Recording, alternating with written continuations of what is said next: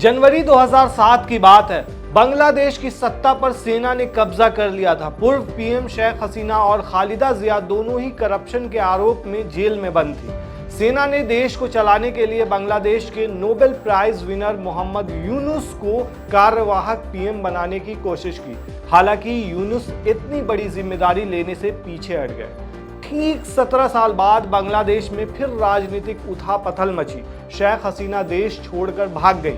अब अंतरिम सरकार चलाने की जिम्मेदारी उसी मोहम्मद यूनुस पर आई है, जिन्होंने 17 साल पहले प्रधानमंत्री के पद को ठुकरा दिया था। इस बार यूनुस ने प्रस्ताव को स्वीकार कर लिया है।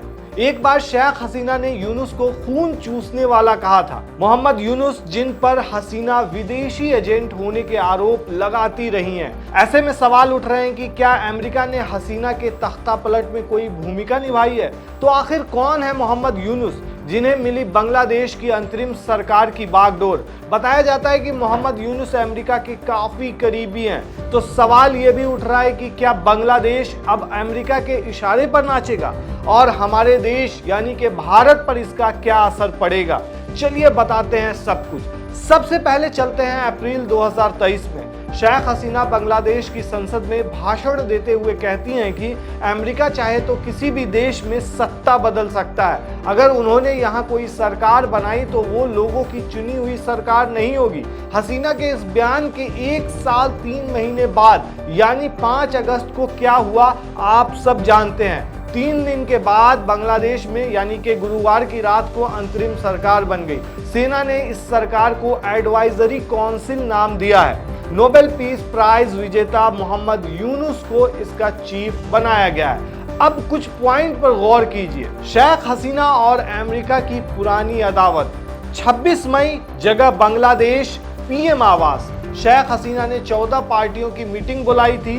इसमें शेख हसीना ने कहा कि बांग्लादेश और म्यांमार के कुछ इलाकों को तोड़कर ईस्ट तिमोर जैसा ईसाई देश बनाने की साजिश रची जा रही है। एक व्हाइट मैन ने चुनाव से पहले मुझे ये ऑफर दिया था कि यदि वो अपने देश की सीमा में आर्मी बेस बनाने की अनुमति देती है तो बिना किसी परेशानी के चुनाव कराने दिया जाएगा बांग्लादेश में। शेख हसीना ने ये नहीं बताया कि वो देश और वो व्हाइट मैन कौन है, लेकिन शक की सुई जो है वो अमेरिका पर उठी। कैसे बताते हैं। दरअसल जून 2021 में बांग्ला अखबारों में दावा किया गया कि अमेरिका बांग्लादेश से सेंट मार्टिन द्वीप की मांग कर रहा है। यहाँ मिलिट्री बेस बनाना चाहता है। सेंट मार्टिन द्वीप, जिसे लेकर बांग्लादेश की राजनीति में इतना हंगामा मचा, वो सिर्फ 3 वर्ग किलोमीटर का एक छोटा सा द्वीप है।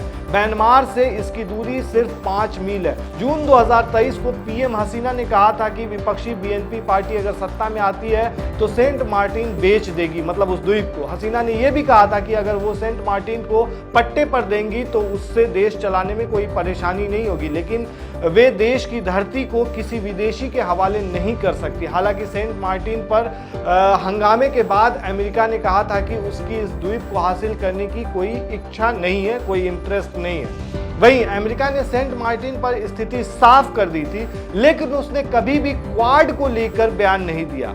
हालांकि चीन ने जरूर इसे लेकर चिंता जताई थी। अप्रैल 2020 में चीनी रक्षा मंत्री ने बांग्लादेश को क्वाड में शामिल होने को लेकर चेतावनी दी थी। बाद में बांग्लादेश ने साफ कहा था कि वो इस ग्रुप में शामिल नहीं होगा। इसके बाद अमेरिका और बांग्लादेश के बीच तनाव उनके रिश्ते में दिखाई देने लगा। अमेरिका ने दिसंबर 2021 में बांग्लादेश के रैपिड एक्शन बटालियन पर बैन लगा दिया। ये पैरा मिलिट्री फोर्स 2003 में आतंकवाद रोकने के लिए बनी थी, लेकिन विपक्षी नेताओं पर अत्याचार करने के लिए बदनाम थी। 2023 में अमेरिका ने बांग्लादेश के कई नेताओं पर वीजा पर भी बैन लगाया था। अमेरिका ने तर्क दिया था इसका कि बांग्लादेश में चुनाव की प्रक्रिया को कमजोर करने वाले हर शख्स को वो बैन लगाएगी। अप्रैल 2023 में हसीना ने साफ कहा कि अमेरिका बांग्लादेश में सरकार बदलना चाहता है। इस पॉइंट पर गौर कीजिए। इस दशक में अमेरिका और बांग्लादेश के बीच संबंध कभी भी खास नहीं रहे, मतलब खट्टे ही रहे, एक तरह से कहा जा सकता है। ये हो गया पहला पॉइंट। अब दूसरे पॉइंट पर गौर कीजिए। विपक्षी पार्टी के नेताओं से मुलाकात कर रहे थे अमेरिकी अधिकारी। इस तरह का आपने न्यूज़ सुना होगा। दरअसल institute for defence studies and analysis का कहना है कि बांग्लादेश में अमेरिका का प्रभाव उसके बनने से पहले से ही था। जब बांग्लादेश की आज़ादी का संघर्ष चल रहा था तब अमेरिका पश्चिमी पाकिस्तान का साथ दे रहा था। पॉइंट गौर कीजिए, शेख मुजीबुर रहमान और अवामी लीग के साथ अमेरिका का टकराव बहुत पहले से है। बांग्लादेश में चुनाव से पहले ऐसी खबरें आई थी कि अमेरिकी अधिकारी विपक्षी नेताओं से मिल रहे हैं। वे कट्टरपंथी संगठन माना जाता है जिसे जमाते इस्लामी पार्टी के नेताओं से भी मिल रहे थे। ऐसे में ये कयास लगाए जा रहे हैं कि बांग्लादेश की स्थिति में अमेरिका का हाथ साफ सीधे तौर पर है, जो दिखाई नहीं दे रहा है लेकिन ऐसा माना जा रहा है कि है। अब पॉइंट नंबर 3 पे गौर कीजिए, मोहम्मद यूनुस के सत्ता में आने से अमेरिका को फायदा होगा क्या? अब ये समझिए कि मोहम्मद यूनुस पश्चिमी देशों से जुड़े रहे हैं हमेशा से, वहां काफी काम कर चुके हैं, वो अमेरिकी सिस्टम से काफी फैमिलियर भी हैं। वे अमेरिकी हितों पर ध्यान भी दे सकते हैं। यदि उन्हें अमेरिका का समर्थन मिल रहा होगा तो ये बहुत आश्चर्यजनक नहीं होगा, हैरानी करने वाली बात ये नहीं होगी। मोहम्मद यूनुस को शांति नोबेल प्राइज मिल चुका है, उन्हें रैमस मैग्सेसे अवार्ड भी से भी नवाजा जा चुका है। इस अवार्ड की फंडिंग फोर्ड फाउंडेशन करता है, जो अमेरिका का ही एक प्रतिष्ठित फाउंडेशन है। उनकी अमेरिका से निकटता है, ये किसी से छुपी हुई नहीं है। हसीना सरकार में जब उन्हें जान से मारने की धमकी दी गई थी तो उन्होंने अमेरिका दूतावास में ही शरण ली थी। अमेरिका ने भी बांग्लादेश की अंतरिम सरकार को अपना समर्थन अब दे दिया है। अमेरिका के विदेश विभाग के प्रवक्ता मैथ्यू मिलर ने एक बयान में कहा है कि हम बांग्लादेश की स्थिति पर नजर बनाए हुए हैं। मोहम्मद यूनुस को अंतरिम सरकार का प्रमुख नियुक्त किया गया और हमें लगता है कि अंतरिम सरकार बांग्लादेश में स्थिरता और शांति बनाने के लिए काम करेगी। आपको बता दें कि मोहम्मद यूनुस ने 1983 में ग्रामीण बैंक की स्थापना की।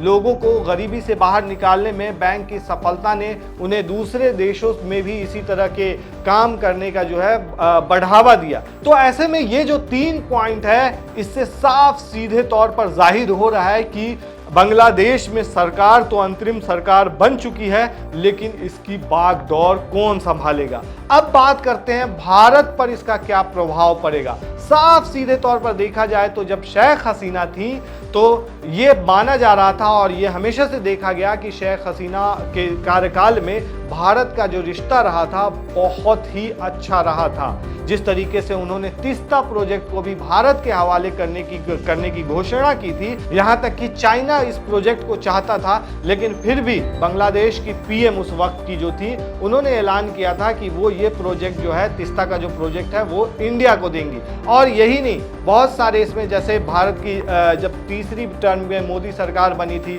तो खास मेहमानों में शेख हसीना भी शामिल हुई थी। ऐसे में कहीं ना कहीं ये तो माना जा रहा था, पूरी दुनिया जान रही थी कि इंडिया और बांग्लादेश बहुत करीबी हैं। कहीं ना कहीं चाइना को भी ये बात खटक रही थी। वहीं आप अब गौर कीजिए कि भारत के पड़ोसी देशों को पे गौर कीजिए थोड़ा सा।